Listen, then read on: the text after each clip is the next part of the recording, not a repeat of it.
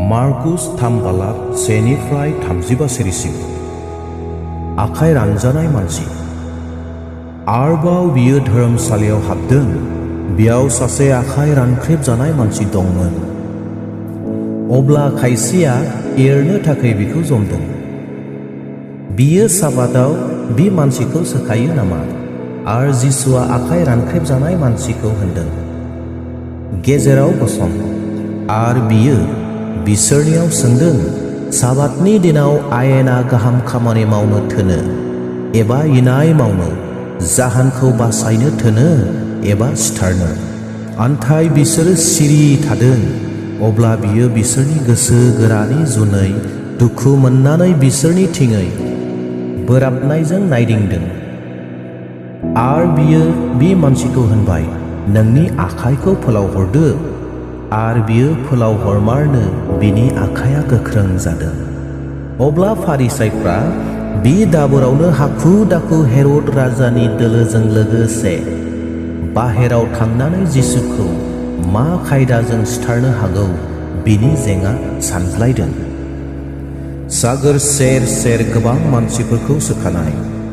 आरो जिसुआ गावनि चेलाफोरखौ लाफानानै सागोर सेर सेर थांदों।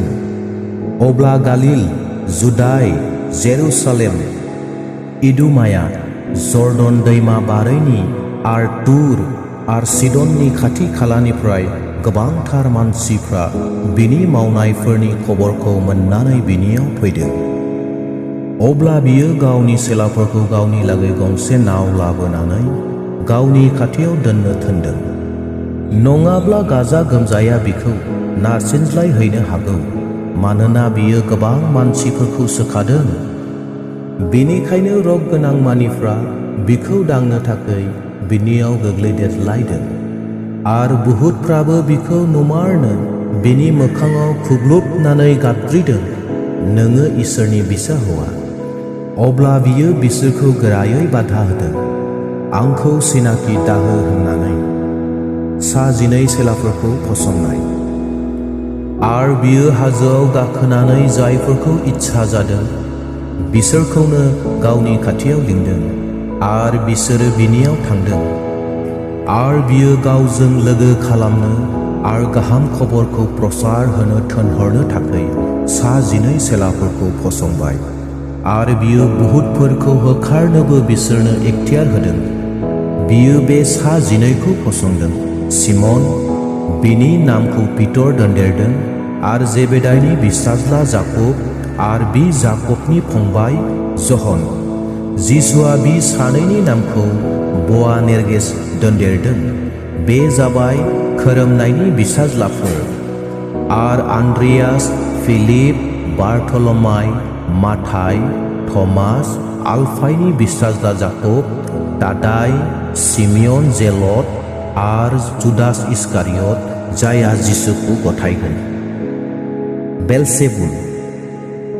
आरो बिसोरो जिसुनि न'आव थांदों। अब्ला असे गोबां मानसिफोरनि गाजा गोमजाया ज' जादों। जिसु आरो बिनि लोगोफ्रा ओंखामबो जानो सम मोनाखैसै। जेब्ला बि खौरांखौ बिनि नखरनिफ्राय खोनादों, अब्ला बिसोरो बिखौ हमनानै लायनो थोनदों। मानोना मानसिफ्रा होनदों, बियो बावलिया जाबाय। आरो जे आयेन गोरोंफ्रा जेरुसालेमनिफ्राय फैदों बिसोरो होनबाय, बियो बेलजिबुलजों आवग्रिजाबाय। आरो बियो बि बुहुतफोरनि गाहायजोंनो बुहुतफोरखौ होखारो। अब्ला जिसुआ बिसोरखौ गावनि खाथियाव लिंहरनानै फाइकनि बाथ्राजों होनदों, सैताना सैतानखौ माब्रै होखारनो हागौ? जे रायजोआव गावजों गाव नारज्लायो बे रायजोआ थावरिनो हाया। आरो जे नखरा गावजों गाव नारज्लायो बे नखरा जोरनो हानाय नङा। सैतानाबो गावनि जेंना सिखांब्ला अब्ला बियो गावस्रानानै जोरनो हानाय नङा। अब्ला बिहा खफायनाया सफैबाय। आरो जर गोरा मानसिखौ खाग्रोआब्ला रावबो बि जर गोरा मानसिनि न'आव हाबनानै बिनि मालफोरखौ लुटिनो हानाय नङा। बिखौ खाग्रोब्लासो लुटिनो हागोन। सैथोयै आङो नोंसोरखौ होनो, मोनफ्रोमबो पाप आरो इसोरखौ जेखि निन्दिया बे निन्दिनायखौबो मानसिफोरनो खेमा होनाय जागोन। आन्थाय जाया गोथार जिउखौ निन्दियो बियो माब्लाबाबो खेमा मोननाय नङा। बिहा अनजिमा गैयि फाफनि दाय जाबाय। मानोना बिसोरनि बुंनाया बेनो, बिनियाव मासे भुत दं। जिसुनि बिमा आर फंबायफोर आर बिनि बिमा आर बिनि फंबायफ्रा सफैबाय आर बिसोरो बाहेराव गसंनानै बिखौ लिंनो मानसि थिनहरदों।